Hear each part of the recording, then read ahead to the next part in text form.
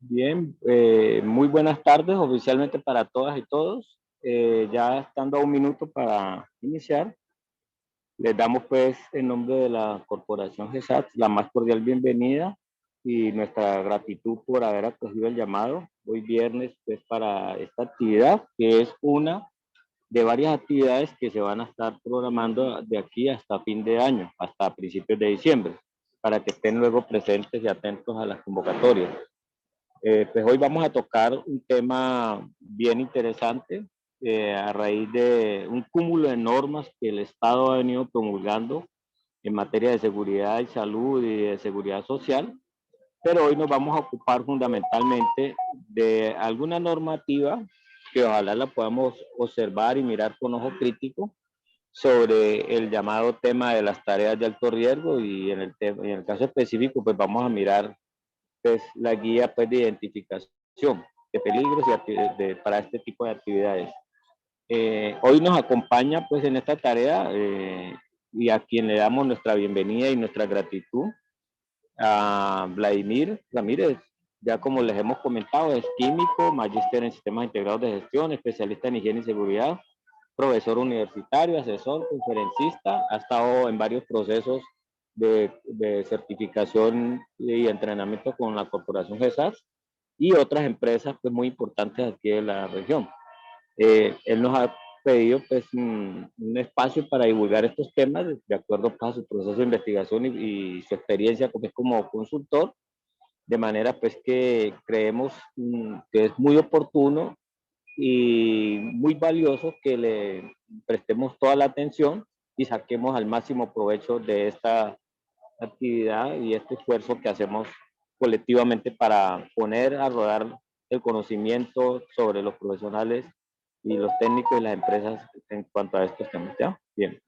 Entonces, bienvenidos y los dejo entonces en las manos de Vladimir. Vladimir, bienvenido. Hola Carlos, buenas noches a usted y a todas las personas que nos acompañan. Ahí se me está escuchando bien, creo que sí, ¿cierto, Carlos? Sí, yo estoy escuchando bien. Los demás asistentes, ¿cómo escuchan a Vladimir? ¿Nos Listo. retroalimentan? Los micrófonos están apagados, pero los vamos a habilitar. Una vez terminemos como de mirar normativa, abrimos los micrófonos para que ya los asistentes hagan sus consultas o sus observaciones, o también por el chat pueden Ir ir haciendo sus escribiendo. preguntas. Sí, sí, y al final revisamos las preguntas. Seguramente van a haber bastantes preguntas de ese tema que no es nuevo, pero también hay muchos temas de inquietudes respecto al tema de riesgos laborales y derechos pensionales. Entendiendo que vamos a tocar una normativa que es muy de abogados y de abogadas, sin embargo, vamos a tratar de verlo desde el punto de vista de CST, porque definitivamente está relacionado al tema de los trabajadores. Entonces, bueno, vamos a empezar, estamos justo a tiempo, son las 6 en punto, entonces, nada, al final abrimos micrófonos para que ustedes comenten lo que necesiten. ¿Listo? Bueno, entonces, sin más preámbulo, iniciamos. Vamos a hablar de una normativa que salió el mes de julio de este año, que está amarrada al decreto 2090. Ya van a ver cuál es como la relación entre las dos normativas. Empecemos por la norma, digamos, anterior, que es el decreto 2090, y luego abordamos la resolución 3032, que tiene que ver, pues, es un complemento al decreto 2090. Bien, resulta que en Colombia hay un tema de actividades de alto riesgo para la salud. Y ojo, para no confundir alto riesgo para la salud a las actividades de alto riesgo que ustedes conocen, que son alturas, espacios confinados, todo lo que ustedes tienen que llenar permisos de trabajo, que ustedes saben que son de alto riesgo, pero por un accidente mortal o lesiones graves. Bueno, el decreto 2090 no tiene que ver con actividades por riesgo de accidentalidad, sino unas ciertas actividades que si uno se expone muchos años, tendría una menor expectativa de vida, obviamente dependiendo pues de condiciones propias de cada tarea. El hecho es que el decreto 2090 venía renovándose cada 10 años. Empezó por allá en el 83, luego en el 93 y en el 2003 se tenía que renovar por 10 años, pero el gobierno no lo hizo. Sin embargo, tampoco quedó derogado. Todo lo contrario. El decreto 2090, ahorita vamos a ver que está más vigente que nunca. Entonces, este es el nombre del decreto 2090, en la cual el gobierno colombiano hace muchos años definió unas actividades de alto riesgo para la salud. Entonces, ¿qué dice el decreto 2090? Dice que en Colombia hay como unas 7 actividades de alto riesgo. Las personas que trabajan en la minería, pero en socavones, hacen parte de esta actividad. Ojo, hay dos tipos de minería, a cielo abierto como el Cerrejón y en tipo socavón, que son las minas que ustedes ven o los que han podido entrar a minas, pues eso es un socavón. Aquí aplica todas las personas que trabajen de forma permanente en minería tipo socavón. Personas que se exponen a altas temperaturas, están cubiertos por el tema de pensión especial o las actividades de alto riesgo. Personas que trabajan con radiaciones ionizantes. Tenemos dos tipos de radiaciones, las ionizantes y las no ionizantes. Las no ionizantes son los campos electromagnéticos, por ejemplo. Las ionizantes son los rayos X, que son como las más comunes, ¿no? Hay otras, pero la que uno más, digamos, tiene conocimiento son los rayos X que hay en clínicas y en hospitales.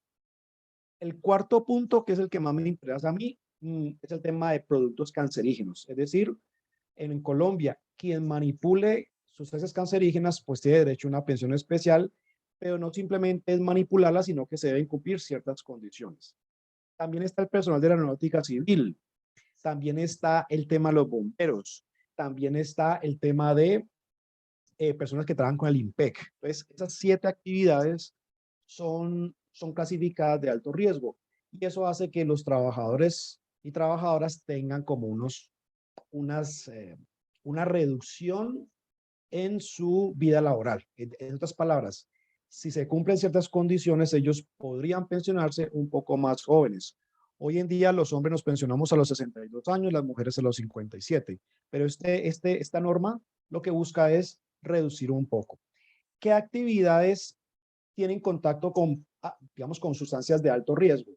La sílice cristalina, cada que uno corta bloques de concreto, ladrillos, todo lo que libere cemento, en el cemento hay sílice cristalina. La sílice cristalina puede producir silicosis o neumoconiosis o cáncer de pulmón. Entonces, personas que manejen de forma diaria todo el tema de bloques, cortándolos o manipulándolos o expuestos a polvo de sílice, pues tienen tendríamos que entrar a analizar si tienen algún tipo de riesgo. El corte de ladrillo, todos los ladrillos, hay una cantidad de ladrillos, farol, ladrillo limpio, etcétera. Todos esos ladrillos cuando se cortan o se lijan, libera sílice cristalina, que es un agente cancerígeno. La sílice produce cáncer de pulmón. Tenemos los humos de soldadura. Un porcentaje alto, altísimo de los soldadores saben que los humos que después de la soldadura causan daños a la salud, pero específicamente no se enteran de que hoy en día los humos de la soldadura son comprobadamente cancerígenos, sobre todo porque contienen cromo, níquel y cadmio. Sobre todo níquel y cromo son los productos de más alto impacto. Por lo tanto, los soldadores tendrían también posibilidad de incluirse en esta normativa. Estamos hablando desde el punto de vista técnico, ¿no? Es decir, justificando técnicamente por qué.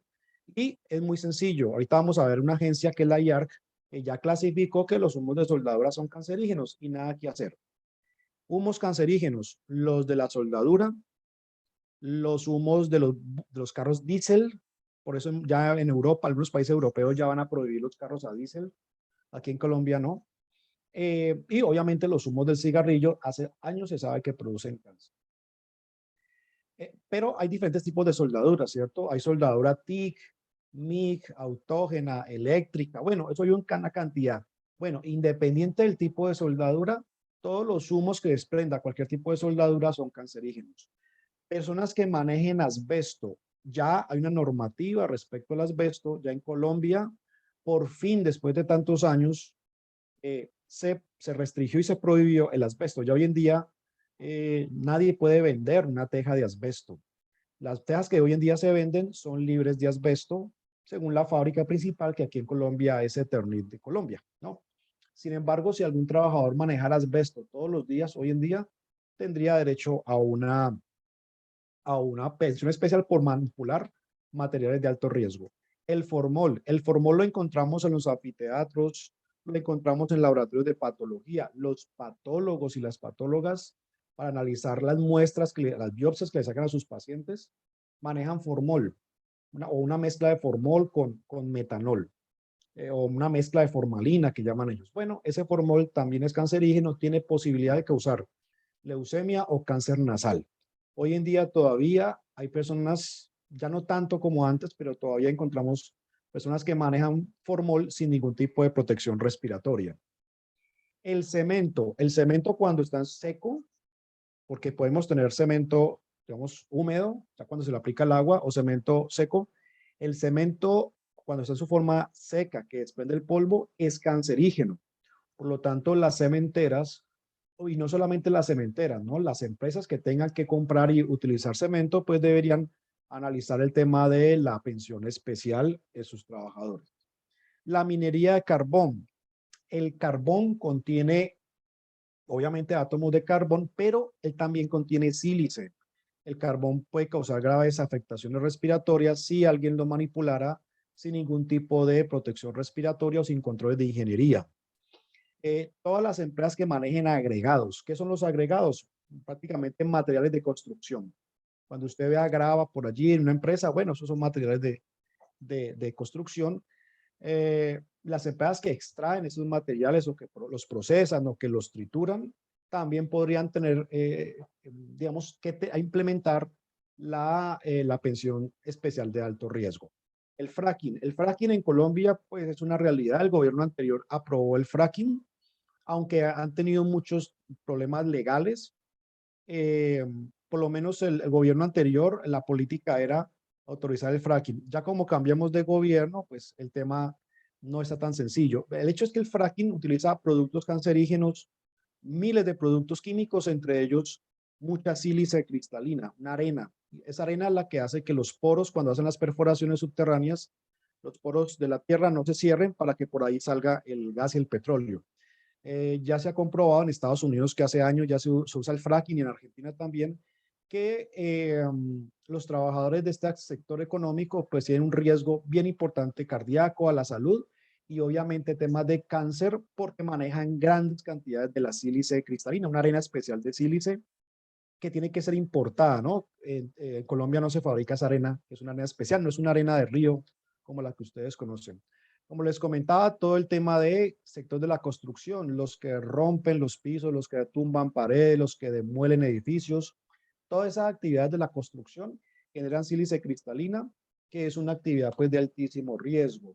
Las personas que fabrican adornos para las casas de mármol, el mármol también cuando se trabaja pues desprende sílice cristalina. Y claro, si un trabajador manipula sílice sin ningún tipo de protección respiratoria, esta persona se va a enfermar en 12, 15, 20 años, va a tener algún síntoma pulmonar o radiológico. Esto es en la India, hay unos trabajadores que, vamos, laboran de manera informal en el norte de la India y pues están en unas piedras grandísimas.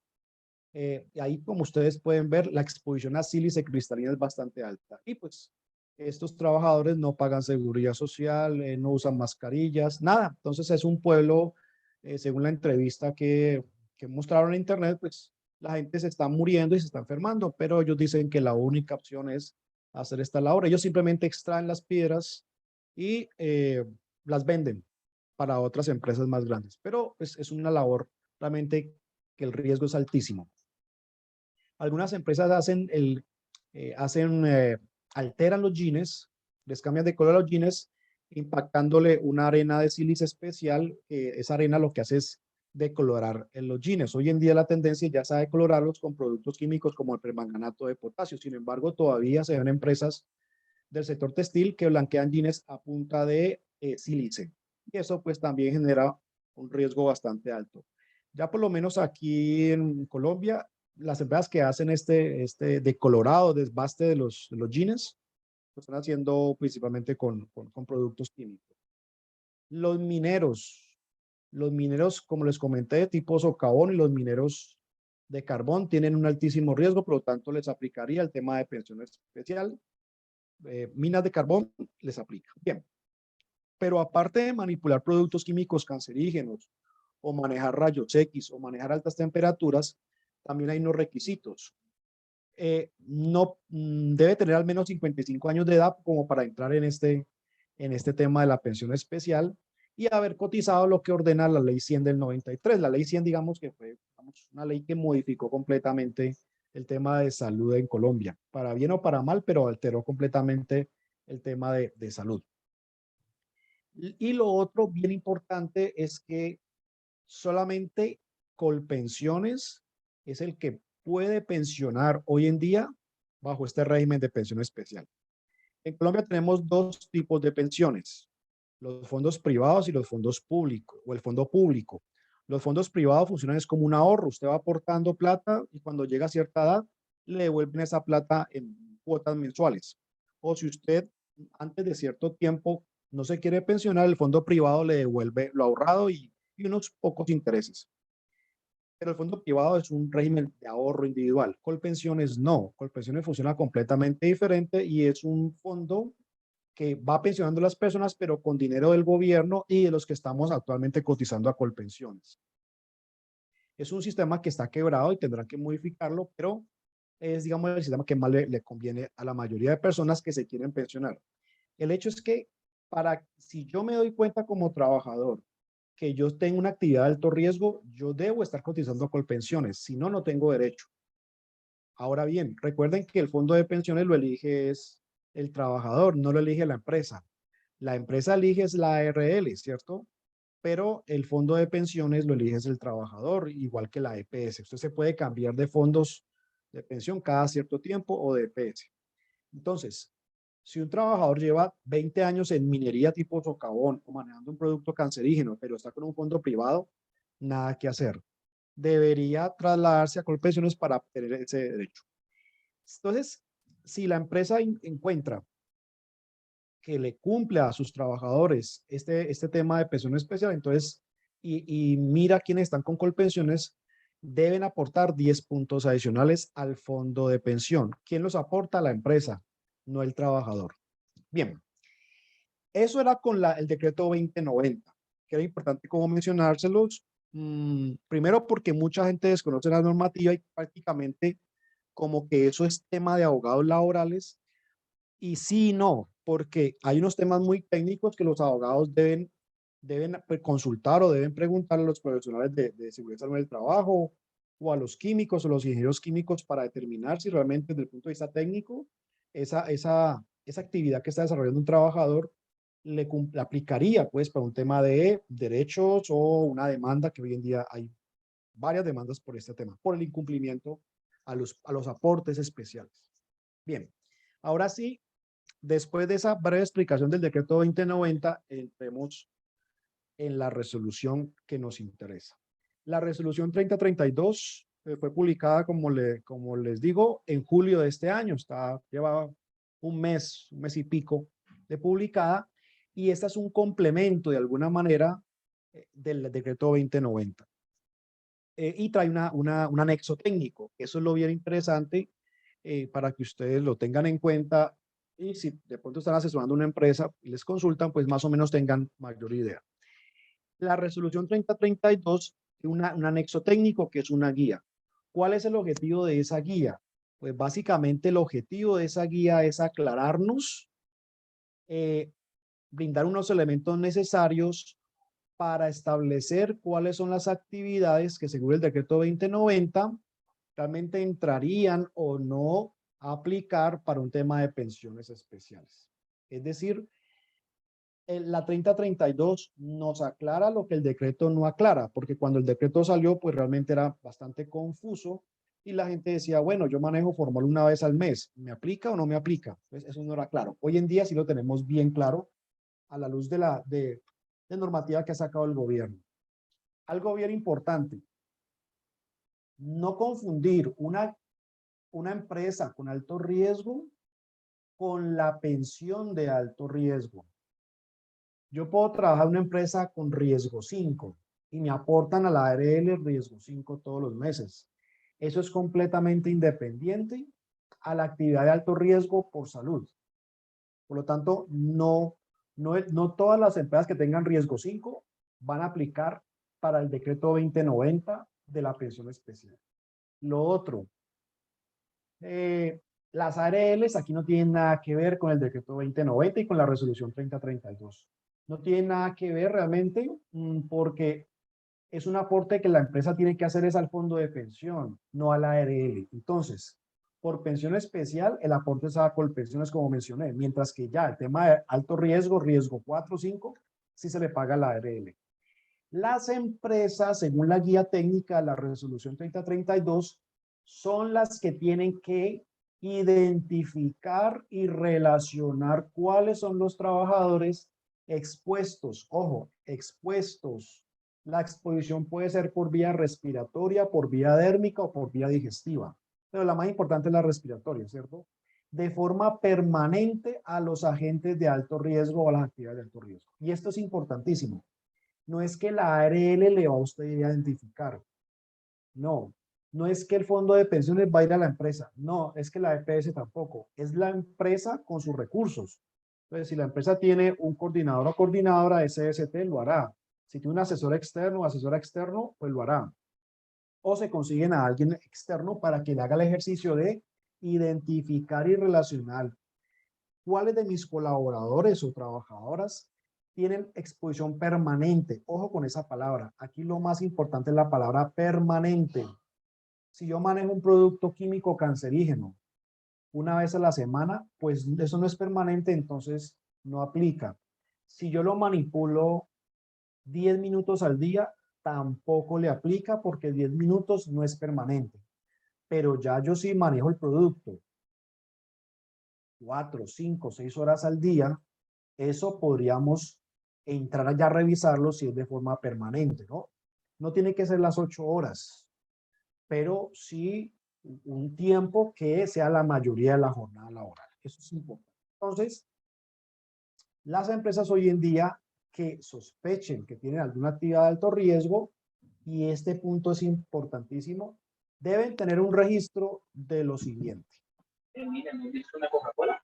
No. Espera un momentico, aquí silencio el micrófono. Ya.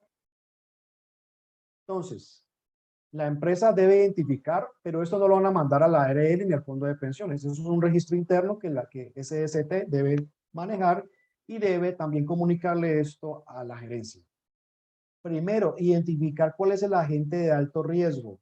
Si es un químico cancerígeno, si son rayos X, si es altas temperaturas. Lo que habíamos visto ahorita en el decreto 2090. Pues yo tengo que identificar si tengo un agente de alto riesgo, en qué centro de trabajo, en qué área, en qué tarea, en qué operación.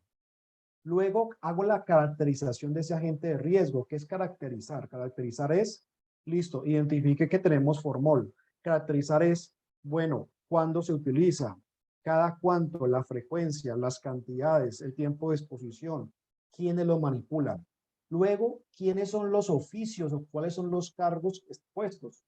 Si son contratistas, si son visitantes, si son empleados de planta, si son estudiantes, hay que identificar quiénes son los que están manejando ese producto o quienes están expuestos a altas temperaturas. Luego se hace la valoración del riesgo. La valoración del riesgo puede ser cualitativa o cuantitativa, pero la recomendación es hacer valoraciones cuantitativas porque te dan un número, te dan un índice de riesgo específico. Pero pues también hay métodos cualitativos. Sin embargo, cuando sean actividades de alto riesgo, lo recomendable es hacer mediciones cuantitativas. Evaluar la exposición. ¿Sirve la matriz de peligros? Sí sirve, pero no es suficiente una matriz de peligros. Hay muchos errores en la elaboración de matrices de peligros y sobre todo con cancerígenos. Es mejor complementar con evaluaciones de la exposición. ¿Qué es evaluar la exposición? Tomar muestras del contaminante, ya sea calor, productos químicos, identificar qué sistemas de control tengo yo. Supongamos que yo identifiqué el formaldehído, lo manejan 3 colaboradores de la empresa, lo manejan 6 horas diarias. Debo tener la medición, si no la hago, pues la programo. Luego tengo que registrar qué controles tengo. Estoy implementando rotaciones, un extractor, una cabina, un ventilador, ventilación natural. Tengo que registrar, esto lo puedo hacer en un Excel. Lo recomendable es manejar todo esto en un Excel, pero reitero, este Excel no se manda sino a sus jefes y a la gerencia, no más. Y lo más importante, definir si la exposición es continua, constante, permanente en la labor. Eso es clave. Si la respuesta a esto es sí, y manejar un producto químico cancerígeno, de una hay que notificar a la gestión humana que a estas personas hay que pagarles alto riesgo. Pero si la exposición no es permanente, igual se hace un informe interno de la empresa notificando a la gerencia de la gestión humana de que esta actividad no amerita pagarle pensión de alto riesgo. Nuevamente, la resolución 3032 recoge las actividades que ya vimos en el decreto 2090. Minería subterránea, aeronáutica civil, los bomberos, el IMPEC, que estas son actividades, oficios del grupo A de alto riesgo. Es decir, la resolución ya separa las actividades de alto riesgo por grupos o por bloques, pero no cambiaron, ¿no? Es decir, esto es lo mismo que veníamos manejando el decreto 2090. Las actividades del grupo B, agentes de alto riesgo, radiaciones ionizantes, ojo, no son las no ionizantes. Rayos X, por ejemplo, sí aplicaría. Con sustancias cancerígenas y altas temperaturas. Lo mismo que vimos con el decreto 2090. O sea que esos son agentes ambientales causantes de cáncer. Cuando yo tengo productos cancerígenos, yo tengo que basarme en la información que me entregue en la página web la agencia IARC. La IARC es una agencia de investigación del cáncer. La IARC ha establecido 5 categorías de productos cancerígenos. Cuando usted vea que un producto está en el grupo 1 o categoría 1, significa que es cancerígeno. Los grupos 2A y 2B son probablemente cancerígenos.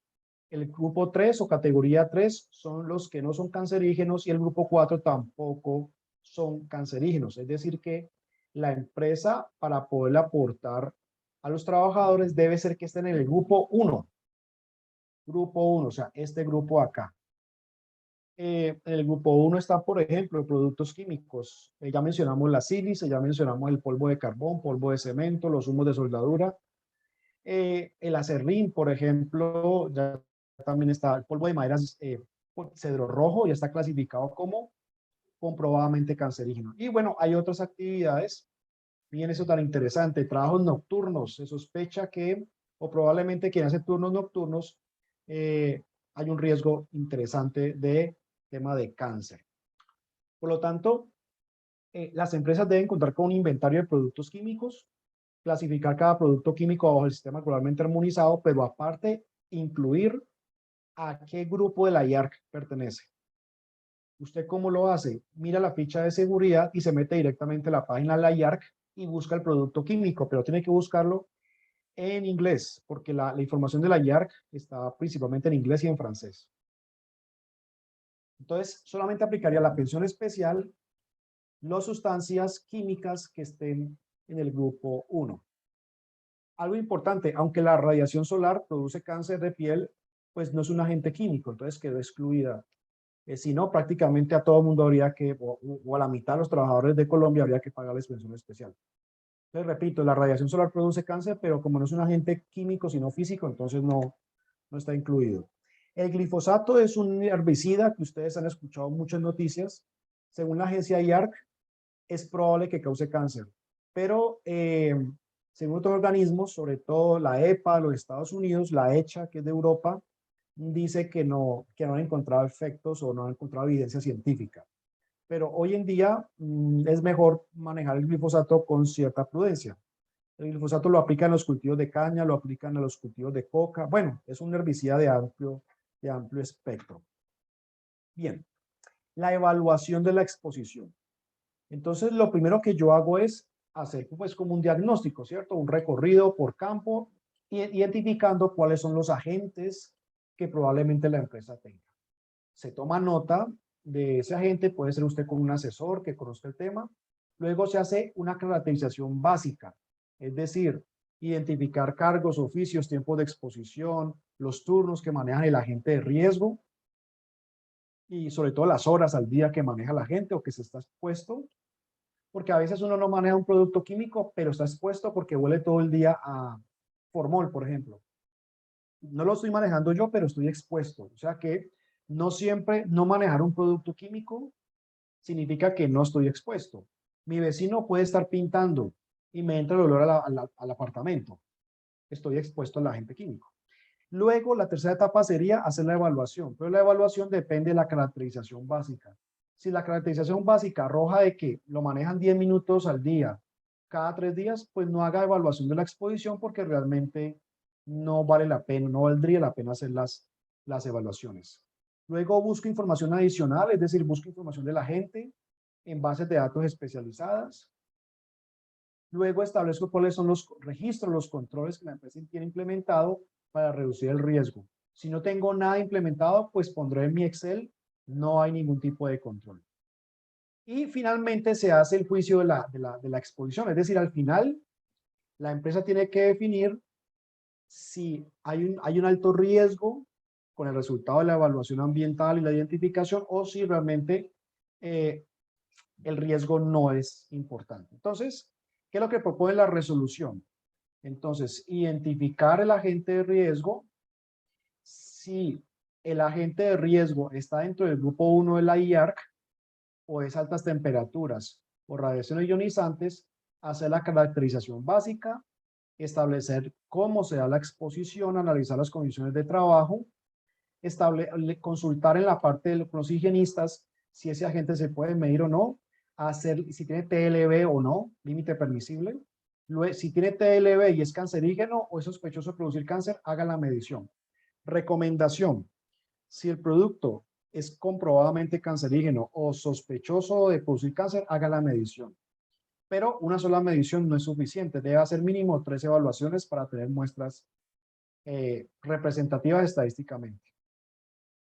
Luego se reconstruye la exposición con los resultados de las mediciones, se puede buscar información adicional, se documentan los controles y al final hay que definir con toda esa información anterior si el trabajador está o no expuesto a una actividad de alto riesgo. Hay que concluir si la actividad que él hace o que ella hace clasifica como actividad de alto riesgo o no. Pero ¿qué voy a decidir con respecto a los resultados de la evaluación? Por ejemplo, no maneja formol, pero la medición de exposición dio 0,000 ppm. Bueno, entonces, aunque maneja el formol, según los resultados de las mediciones por los ventiladores o los extractores, no hay nivel de riesgo. Siguiente agente ambiental, altas temperaturas. En Colombia, quien maneje altísimas temperaturas tiene derecho a una pensión especial, pero las temperaturas hay que medirlas. No es lo que uno diga que no, fui allá y hay mucho calor, entonces sí aplica. No, aquí no se puede cualitativo, aquí tiene que ser obligatoriamente cuantitativo. La resolución 240079 en su artículo 64 obliga a que las empresas hagan mediciones ambientales de estrés térmico. Hay dos términos, el estrés térmico y el disconfort térmico. El estrés térmico, yo les voy a mostrar algunos ejemplos, es para áreas demasiado calurosas, que usted llegó allí y a los 5 minutos está sudando.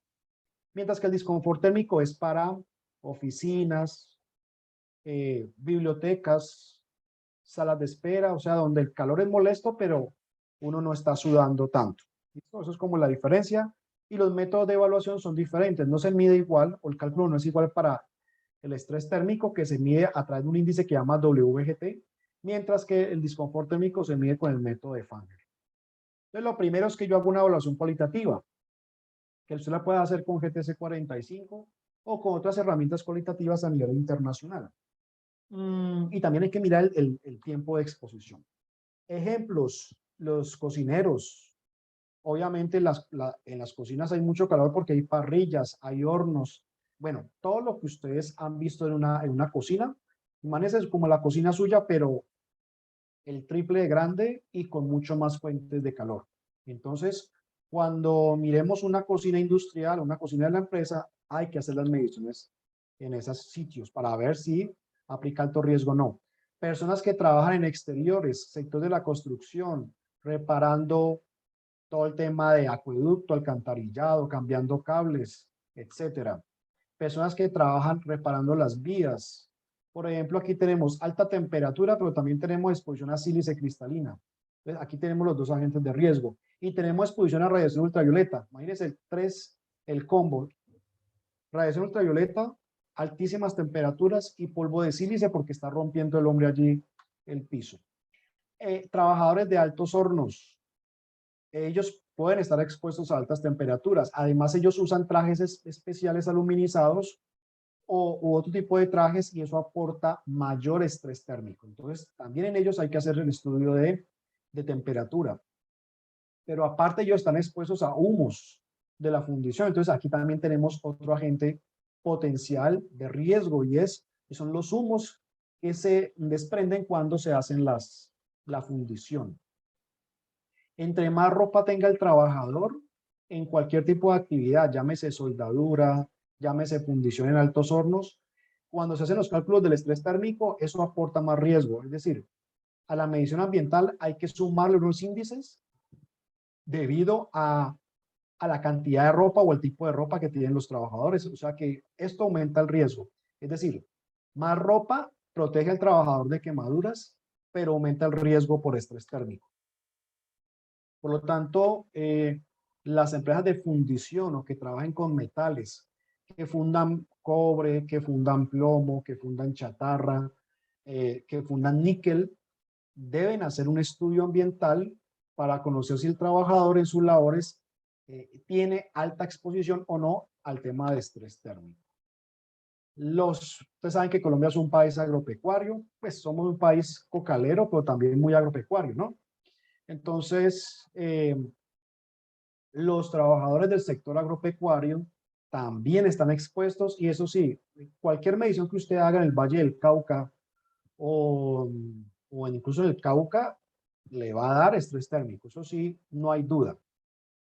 Entonces, a ellos también hay que hacer el estudio de estrés térmico incluso también hay que medir la exposición a radiación de la atmósfera, radiación UVA, UVB y UVC. O sea que ellos también, en teoría, tendrían que cubrirseles una pensión especial, porque la labor de ellos es todos los días. Una persona de un cultivo empieza a trabajar a las 6 de la mañana hasta las 2, 3 de la tarde. Entonces, se expone a todo ese calor durante 6 o 7 horas diarias. Desafortunadamente, muchas empresas que trabajan con cultivos casi no hacen estudios de estrés térmico porque pues suponen que pues, es normal, ¿no? Estar expuesto a altas temperaturas. Sí es normal, pero hay que hacer unos controles y hay que hacerles unos aportes al fondo de pensión. Entonces, la resolución propone hacer un estudio cuantitativo y ese cuantitativo no se puede hacer de cualquier manera. Debe hacerse a través de lo que se llama el índice WGT, que es el índice de globo, bulbo seco y bulbo húmedo. Y si el índice excede el límite permisible, toca calcular otra variable que se llama el índice de tensión térmica. Es decir, el higienista tiene que reportarle a usted el WGT y decirle si excedió o no. Y si excedió, hay que hacer un cálculo de índice de tensión térmica. No voy a explicar en detalle sus valores porque es más un tema de higiene industrial, pero el hecho es que usted tiene que revisar en el informe si excedió el límite o no del WGT y si excedió o no el índice de tensión térmica cuando hablamos de estrés térmico por calor. ¿Y el frío? ¿Qué pasa con el frío? El frío no está cubierto por la presión especial. Sin embargo, el frío extremo también se puede medir a través de otra metodología que se llama índice de viento frío, pero es un método bien diferente.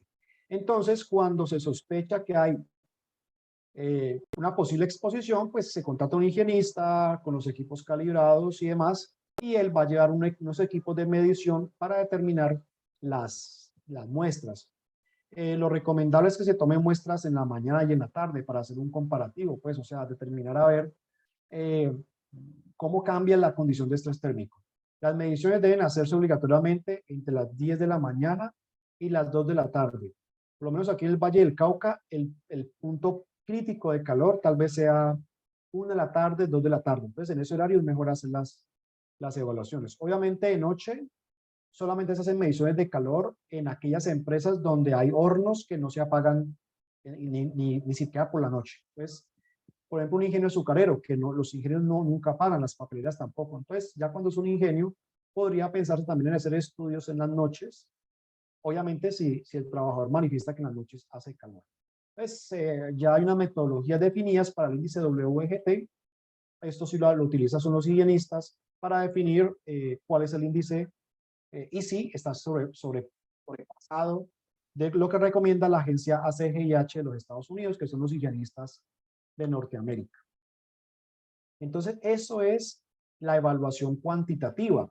Hay unos valores umbrales, hay unos valores permisibles de temperatura, entonces lo que se hace es medir y comparar. La gente pregunta mucho, bueno, ¿y cuál es el límite aquí en esta área? ¿Verdad que son 25 grados? No, hay 9 posibles límites diferentes según la tarea, pero eso depende de la tarea, depende del tiempo de exposición. Entonces nadie puede ir a decir, vea, aquí el límite son 25 o 30 o 35, no. Cada labor tiene prácticamente cada labor, cada tarea tiene un límite diferente, pero eso tiene que definir un higienista industrial y compararlo y tomar muestras con los equipos. Personas que trabajan en exteriores, digamos, haciendo reparaciones o haciendo bacheos o instalando redes eléctricas o en construcciones. Ustedes saben que una obra civil empieza a las 7 de la mañana y van terminando 4 o 5 de la tarde, construcción de edificios, construcción de puentes, apartamentos, etc. Aquí también tenemos exposición a condiciones críticas. Los operadores de calderas. Hay calderas a gas y hay calderas a carbón, hay calderas a bagazo. Entre los operadores de calderas, pues hay como un rumor y un mito que todos los operadores de calderas por ley están obligados a que les paguen pensión especial, pero esto no es así. Los operadores de calderas, para que la empresa esté obligada a pagar pensión especial, hay que demostrarlo con estudios, con el WGT, con el índice de sobrecarga térmica, con mediciones ambientales. No es lo que diga el operador o lo que diga el jefe o lo que diga la empresa, ni lo que diga la persona de CST.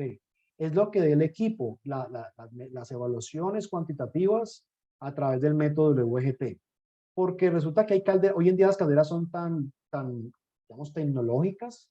Por ejemplo, las calderas hoy en día son a gas, entonces realmente ya cuando son calderas pequeñas, como las que estamos viendo aquí en pantalla, realmente uno pasa por allí y siente un calor muy leve, pero ni comparación a calderas grandes de carbón como las que están en los ingenios o las que están en las papeleras.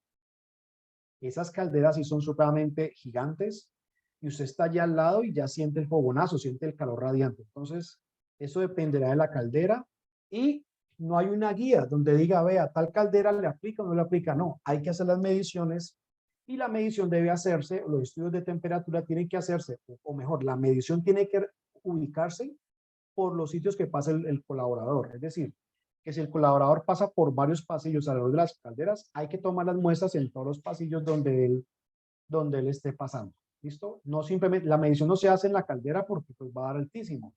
Los operadores de caldera no están pegados todo el día a la caldera. Ellos están recorriendo una o varias áreas. Entonces hay que medir por donde ellos circulen. Entonces, cuando se hacen las mediciones, la empresa tiene que definir si la actividad de alto riesgo, pero no tiene exposición a altas temperaturas, o la actividad de alto riesgo con exposición controlada a altas temperaturas, o si la actividad de alto riesgo con exposición no controlada. En este último caso, ahí sí la cosa es grave, ¿no? Es grave porque tenemos calor y no hay un control. ¿Qué significa una actividad con alto riesgo sin control? O sea, que no le estamos suministrando buena ventilación, de que la persona no está rotando. Entonces, en este último caso, lo más probable es que tengan que aportarle a la pensión especial. En el caso A, pues no, porque aunque está la gente de riesgo, no está expuesto. Me explico. Suponga usted un operario de caldera, la caldera obviamente emite calor, pero el operario permanece en el cuarto de control 7 horas al día. Entonces, cuando se hacen las mediciones, se encuentra que el tiempo de exposición diario no da para clasificar de alto riesgo. ¿Listo? O cuando yo tengo exposición, pero tengo un control, sería la clasificación B. ¿Qué pasa con los cancerígenos? Los cancerígenos tienen un valor límite permisible. Entonces, como les decía, en temas de cancerígenos nos interesa es los del grupo 1 de la agencia IARC. El benceno es cancerígeno, el formol, el níquel, el cromo 6. Entonces, esos productos, como son cancerígenos y tienen un valor límite permisible, hay que hacer las mediciones para comparar contra los TWA. Entonces, diferentes productos químicos, por ejemplo, el benceno es cancerígeno. Entonces, ese benceno, como tiene un límite permisible para 8 horas, hay que contrastar las mediciones que uno realice versus el estándar a nivel internacional, o sea, la norma a nivel internacional. Recomendación, así un cancerígeno de por debajo del límite permisible, la persona tiene riesgo, ¿no? Es como, digamos, si alguien fuma cigarrillo todos los días y nomás se fuma uno para que no le dé cáncer, pues con un cigarrillo le puede dar cáncer. Aquí lo mismo. Aquí, así yo me exponga todos los días a muy poca cantidad de un cancerígeno, en teoría, en 20 o 30 años podría desarrollar cáncer. Por ejemplo, el tema del formol. El formol tiene diferentes límites permisibles según la OSHA o NIOSH o ACGIH.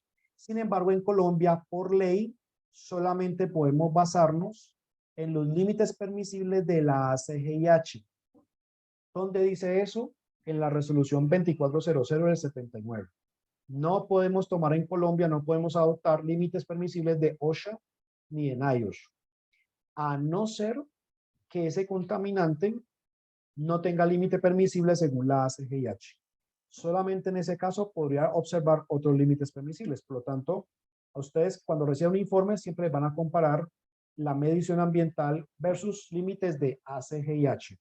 ya sea para tiempos de 8 horas o para tiempos cortos de 15 minutos. Esto dependerá del contaminante y dependerá pues, del criterio del higienista y de la labor de la, digamos, de la duración de la tarea. ¿Listo? Por ejemplo, la sílice cristalina. En Colombia, ningún trabajador o trabajadora puede exceder en un periodo de una jornada de 8 horas, 0.025 miligramos por metro cúbico. Este es el límite máximo permisible que rige en Colombia desde hace unos años. Puede ser sílice tipo cuarzo, sílice tipo cristobalita o tridimita. Todas son dañinas a la salud, todas causan cáncer, cáncer de pulmón. ¿Dónde está el cuarzo y la sílice? Ya lo mencioné, carbón, cemento, mármol, ladrillos, todos los materiales de construcción tienen sílice, incluyendo el carbón. El asbesto. El asbesto también tiene un límite permisible de 0,1 fibras por centímetro cúbico. Por lo tanto, las empresas que manejan asbesto deben hacer los estudios y comparar contra este límite máximo permisible. La recomendación es hacer las mediciones durante el 80% de la jornada laboral porque es un buen criterio de evaluación. Si algún producto químico cancerígeno que se maneje en la empresa no tiene un TWA, no tiene un TLB, entonces toca buscar alguna metodología de evaluación de riesgos químicos de forma cualitativa, que hoy en día existen, ¿no? Hay métodos, está el método simplificado francés, están los métodos británicos, Alemania también tiene un método también de evaluación de riesgos químicos, entonces hay que hacer evaluaciones cualitativas, pero no lo haga con la GTC 45, que ya para químico no sirve. Entonces, cuando yo ya identifiqué el producto químico, identifiqué que está, digamos que es del grupo 1, yo tengo que analizar cómo se hace exposición, mirar las materias primas, mirar las mezclas, mirar los subproductos, el producto terminado, mirar cómo ese producto se incorpora al ambiente, cómo la gente se puede estar exponiendo, si es un gas, si es un vapor, si son polvos, y si realmente puede haber o no una exposición potencial. A veces hay productos químicos en el sitio de trabajo, pero nadie lo destapa, nadie lo manipula.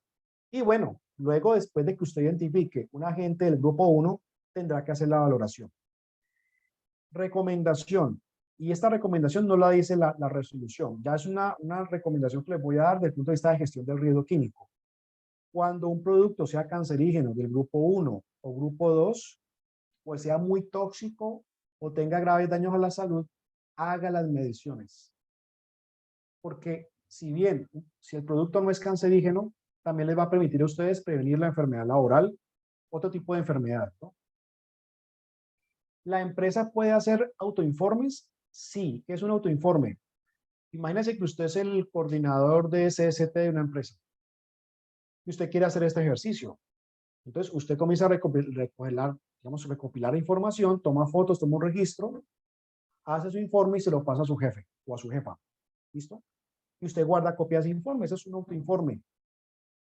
Eso es válido. Pero debe quedar muy bien claro y si usted lo puede, digamos, complementar con mediciones ambientales o con indicadores biológicos de exposición, es importante incluirlos. ¿Listo? También a las mediciones hay que aplicarles estadísticas y aquí la cosa se complica porque es un tema matemático. Y pues a la mayoría de gente no le gustan las matemáticas, les parecen hartísimas y menos cuando le dan la estadística, ¿no? Bueno, ya hoy en día las mediciones que usted tenga tiene que incluirle estadística y tiene que incluirle percentiles. Por eso una sola muestra no es válida. Usted tendrá que tomar como mínimo 3 muestras al mismo cargo o al mismo trabajador o a la misma actividad. Después de que tome esas 3 muestras, le aplica estadística con percentil 95 y tiene que crear grupos de exposición similar. Los grupos de exposición similar se crean antes de las mediciones. ¿Qué es el percentil 95? Pues básicamente, el percentil 95 son las muestras que están dentro del 95% de la población. Les pongo un ejemplo. Supongamos que yo hice mediciones ambientales y el percentil 95 me dio 3 partes por millón de un contaminante. Imagínense en formol. ¿Qué significa percentil 95, 3 partes por millón? Significa que el 95% de las muestras que yo tomé están de 3 ppm hacia abajo. O sea, la mayoría. Por eso, entre uno más muestras tome, el percentil 95 le va a dar mucho mejor. Por eso, lo ideal son 6 muestras, pero como es muy costoso tomar 6 muestras por cada trabajador, se pueden tomar 3 muestras. Pero ya hoy en día, la norma exige que para cancerígenos y en general para sílice hay que aplicarle percentiles, que son variables estadísticas. Hay que crear grupos de exposición similar para tomar muestras de agentes químicos. Estos grupos de exposición aplican principalmente para temas de agentes químicos cancerígenos, no tanto para el calor ni para rayos X.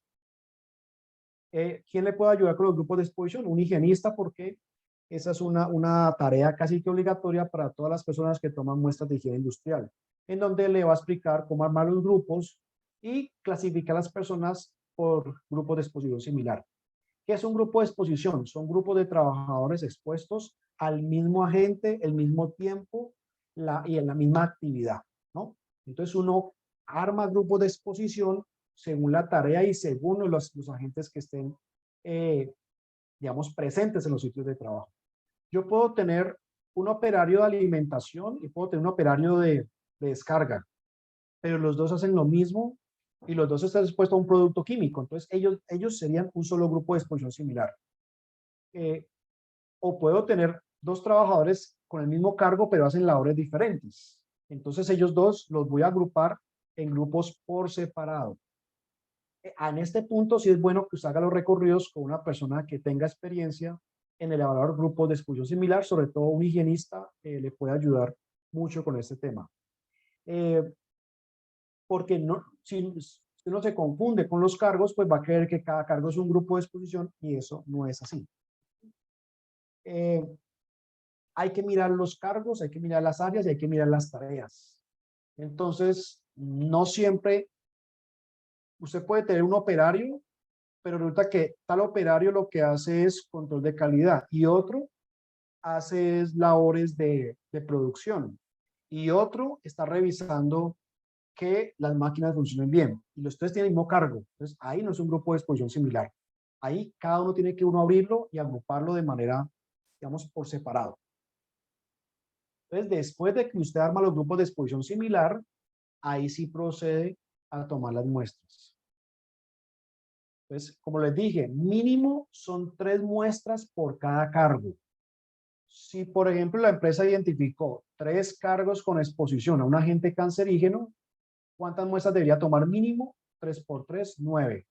Y luego, ¿qué hago con esas 9 muestras? Le aplico o saco el percentil 95, saco la media geométrica, la desviación estándar, etcétera, los parámetros básicos estadísticos, para determinar si esos grupos de exposición realmente tienen un riesgo o no. Básicamente, eso se busca. Entonces, al final de las mediciones, después de haber hecho los grupos de exposición, después de haber aplicado el percentil 95, después de haber hecho las mediciones, la empresa tiene que definir si le queda en verde, en amarillo o en rojo. En verde sería, hay actividad de alto riesgo con exposición sin condición de riesgo. Es decir, yo manejo el producto químico, pero nunca me llega a la nariz el producto, nunca lo respiro porque tengo un buen control. B, la actividad de alto riesgo con exposición con condición de riesgo controlada.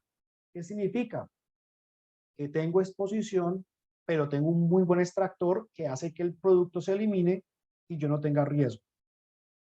Pero si da rojito, significa que la actividad tiene alto riesgo y no hay controles. O sea, tengo un producto cancerígeno, no hay extractor, no hay rotación, no hay mascarillas, no hay respiradores. Entonces, ahí aplicaría la pensión de alto riesgo.